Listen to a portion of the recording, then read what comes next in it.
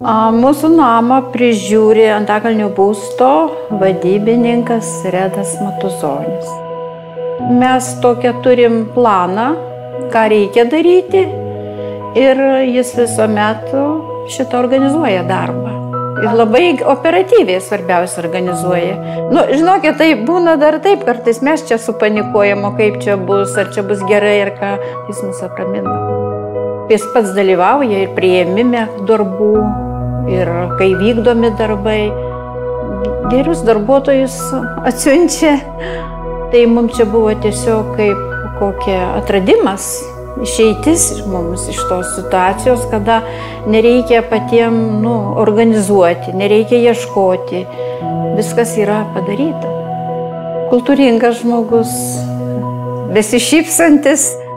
Kažkaip pas mus net namie, arba kada mes valdyboje kalbamės, tai paprasčiausiai sakom Redas.